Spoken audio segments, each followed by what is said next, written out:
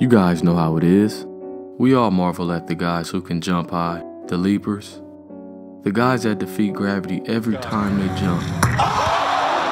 The guys that make us get up out of our seats. The guys that leaves us raising our hands or shaking our heads.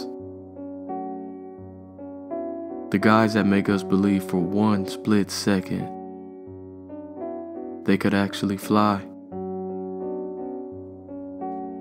And while many all over the world are on this quest for human flight, there's something that's missing. With great power comes great responsibility. When it comes to running, think of deceleration as slowing down or stopping, and in terms of jumping, think of it as the landing phase. Physics tells us that as we increase our ability to jump higher, we also have to increase our ability to land. Learning how to jump higher without learning how to land is pretty much like driving a fast car without brakes. You won't be able to stop. Now before moving on, let's make things a lot easier for ourselves. Let's let anything in the positive direction like concentric, force production, and jumping up be green for go like the green light. And anything in the negative or downward direction like eccentric, force absorption, or landing be red for stopping like the red light.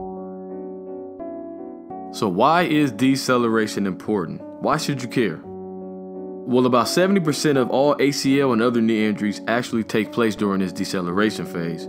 So things like landing from a jump, a forceful deceleration, or even something as simple as cutting or a crossover.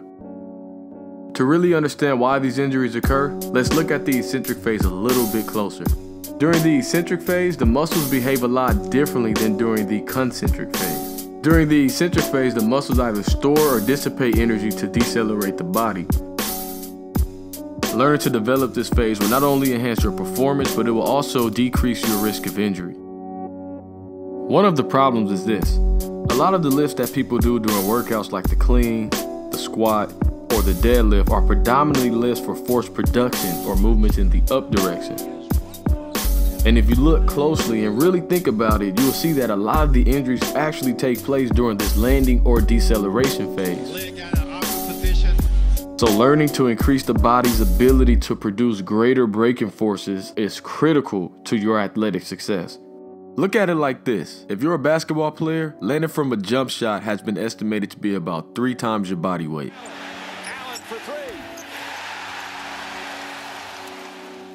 And with all things considered, just landing from a layup, not a dunk, has been estimated to be about 4.5 times your body weight. To give you some perspective, if you're 200 pounds and you multiply that by 4.5 times your body weight, that's 900 pounds of impact force during landing.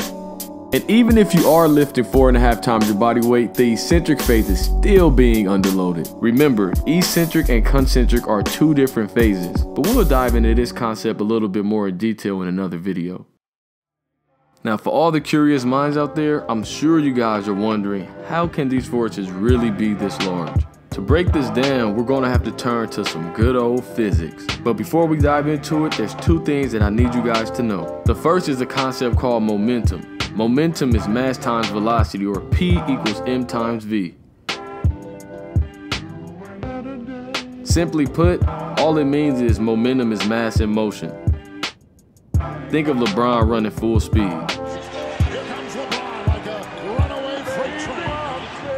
The second thing is this. In order to increase or stop momentum, force has to occur. We call this impulse. Simply put, impulse is a change in momentum.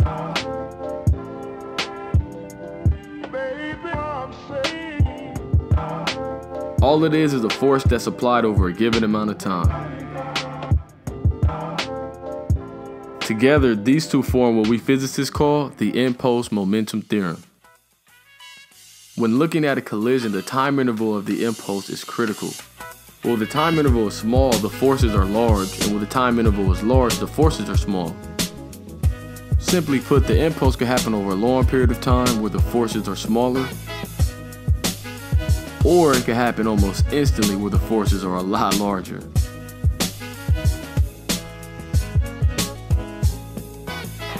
Man, what a shot. This is why airbags are so important. They increase the time of the impulse, which makes the forces a lot smaller, so you actually get less injured.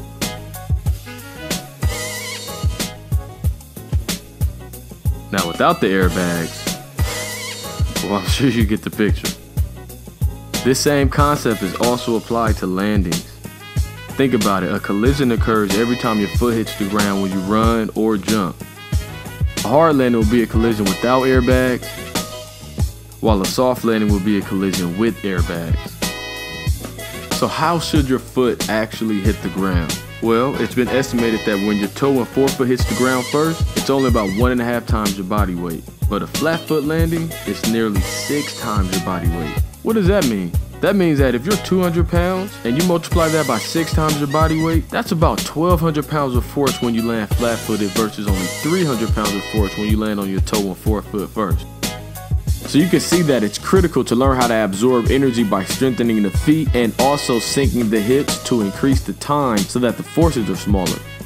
Again, the goal is not to only enhance your performance, but to also decrease your risk of injury as well. By now, I'm sure you guys are wondering what you can do to help prevent these injuries from occurring. Of course, strengthening the feet are important, but strengthening the hips is also essential to your performance as well. In fact, studies show that hip muscle strength can actually be a predictor of ACL injuries. To be a little bit more specific, the hip abductors and the external hip rotators are 2 crucial areas to strengthen. If you guys are not familiar with those 2 areas, here are the hip abductors, and here are the external hip rotators.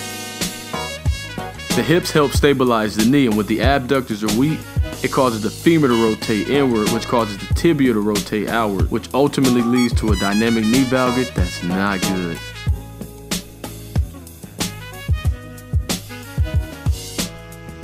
So I definitely recommend to start strengthening the hips whether you're in season or off season. It'll make a huge difference in not only your performance, but in your career as well.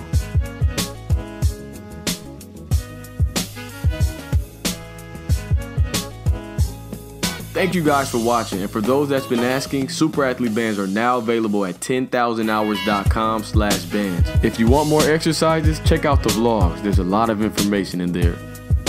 Last but not least, if you guys are enjoying these videos, a simple thumbs up is a great way to let us know.